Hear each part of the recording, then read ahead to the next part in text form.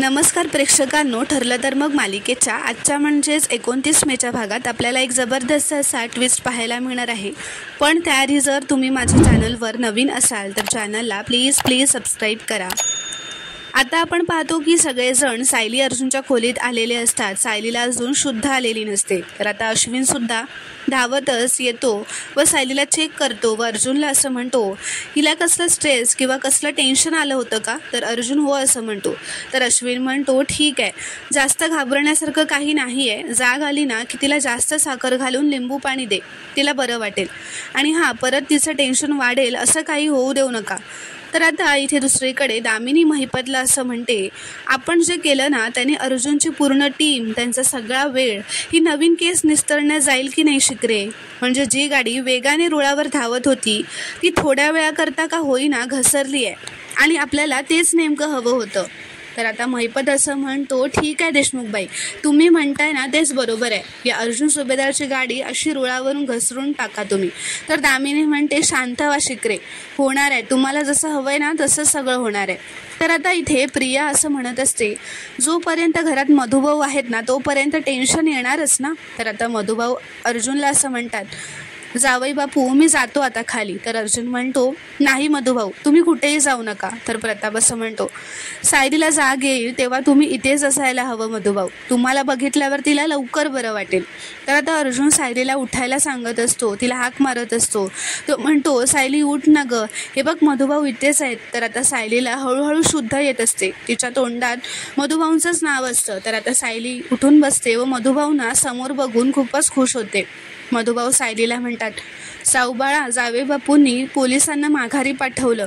तर आता सायलीच्या डोळ्यात आता अश्रू आलेले असतात, तिला आनंद झालेला असतो, ती रडतच आता अर्जुनला मिठी मारते। अर्जुन म्हणतो, अगं आता का रडतेस तू? अर्जुन म्हणतो, मधुभाऊंना मी काहीच होऊ देणार नाही आहे सायली, आता बरं वाटतंय ना तुला? तर आता चैतन्य म्हणतो, अर्जुन मला माहिती आहे तुझं इथे थांबणं गरजेचं आहे, पण आपल्याला निघावं लागेल। पोलिसांना आपण अँटिसिपेटरी बेल दिली आहे, पण अजून बऱ्याच फॉर्मॅलिटीज बाकी आहेत, आपल्याला क्राईम साईटवर सुद्धा जायचं आहे। तर आता अर्जुन नाही असं म्हणत असतो, कारण त्याला सायलीकडे थांबायचं असतं। पण सायली असं म्हणते, अहो तुम्ही जा, मधुभाऊंसाठी जे जे शक्य आहे ते सगळं करा।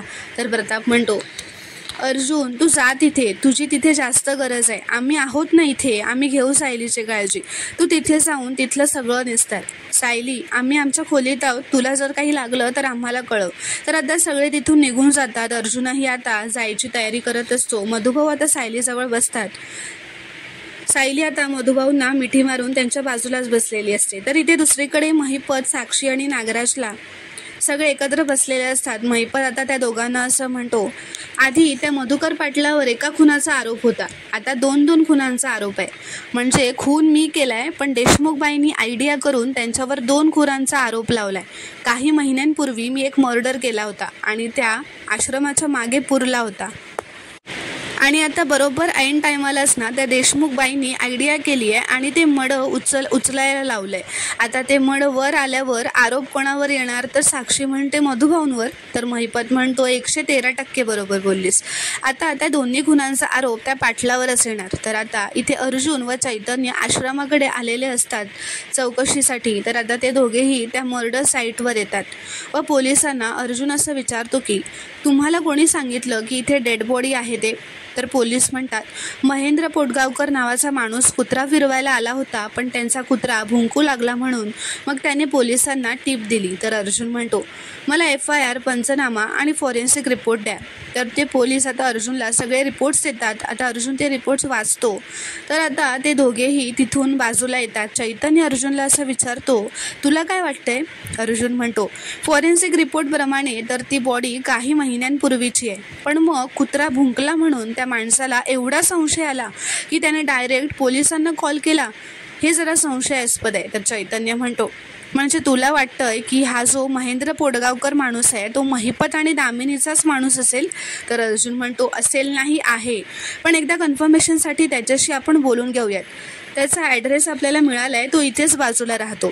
तर आता इकडे दुसरीकडे नागराज असं म्हणतो महिपत व साक्षीला, मधुभाऊ तर काय आता या केसमधून इतक्यात सुटणार नाही। महिपत असं म्हणतो, या गोष्टीमुळे त्या अर्जुन सुभेदारच्या केसमधली सगळी हवाच निघून गेली आहे। तर आता हे ऐकून साक्षी खूपच खुश होते व म्हणते ग्रेट, दामिनी मॅडमने खरंच खूप ग्रेट मूव्ह घेतली आहे. तर आता साक्षीच्या चेहऱ्यावरचं पहिल्यांदाच आलेलं हसू पाहून महिपत खूपच खुश होतो व उभा राहून आता गाणी गायला लागतो व नाचू लागतो. तर आता इथे दुसरीकडे अर्जुन व चैतन्य त्या महेंद्र पोटगावकर नावाच्या माणसाच्या घरी आलेले असतात.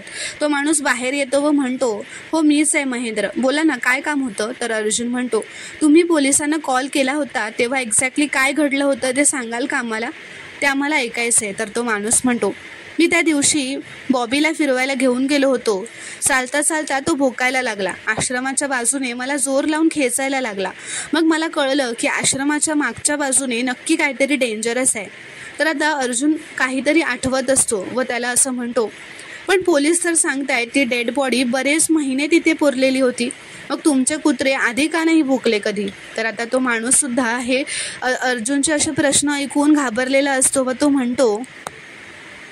तो असं म्हणतो, हो आधीसुद्धा भोंकले ना, पण मी कधी त्यांच्याकडे लक्षच दिलं नाही. पण मी विचार करत होतो आज बॉबीने असा तमाशा कसा काय घातला आणि मी या जागेत नवीन आलोय. पण आज या बॉबीने जो तमाशा घातला ना, मी डायरेक्ट पोलिसांनाच फोन केला. तर आता अर्जुन म्हणतो, ओके, आम्हाला वाटलं तर आम्ही येऊ परत तुम्हाला काही प्रश्न विचारायला. तर तो माणूस, हो चालेल, नक्की या असं म्हणून, कधी पण या असं म्हणून आता आत निघून जातो. तो थोडा घाबरलेलाच असतो. तर आता इथे दुसरीकडे सगळे सुभेदार हॉलमध्ये बसलेले असतात. प्रियासुद्धा तिथे असते. ती सगळ्यांना असं म्हणते, आपण आपलं घरातलं वातावरण चांगलं ठेवायचा किती प्रयत्न करतोय ना, पण काय आहे या घरात फक्त सुभेदारच राहत नाही ना, माहेरचे पण राहतात. आता त्यांनी पूर्वी करून ठेवलेल्या पापांची शिक्षा आपल्याला भोगायला लागली आहे. तर आता तेवढ्यातच सायली वरून खाली येते. तर प्रताप म्हणतो, सायली, अगं काय हे सायली, तू खाली का आलीस, तुला आराम करायला सांगितलं होतं ना. तर सायली म्हणते, बाबा अहो झोपून राहिले असते तर मनात नको नको ते विचार आले असते, म्हणून म्हटलं तुम्हा सगळ्यांबरोबर बसले तर जरा बरं वाटेल. तर प्रताप म्हणतो, विमल खुर्ची आण आणि तू बस आधी तिथे.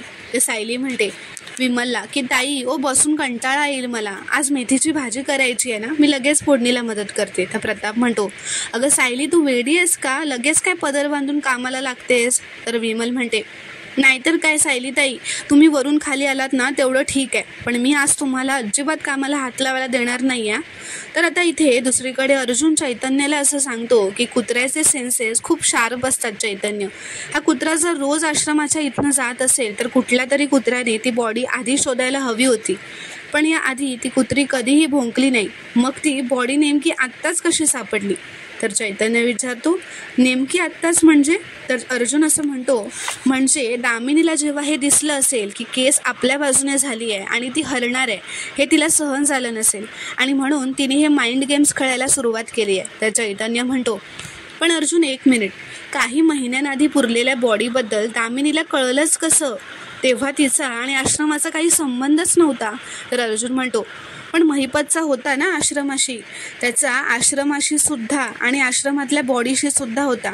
ती बॉडी नक्कीच महिपतने पुरली असणार आहे आणि मग दामिनीने महेंद्र थ्रू पोलिसांना टिप देऊन ती बॉडी आत्ताच बाहेर काढायला लावली असणार आहे. तर चैतन्य म्हणतो, अर्जुन अरे असं असेल ना तर हा खूप मोठा प्लॅन आहे. तर अर्जुन म्हणतो, असू देत, पण मी त्यांचा प्लॅन काही वर्क होऊ देणार नाही आहे आणि या प्लॅनमध्ये मधुभाऊ नाही तर स्वतः महिपतच अडकेल असं मी नक्कीच बघणार आहे.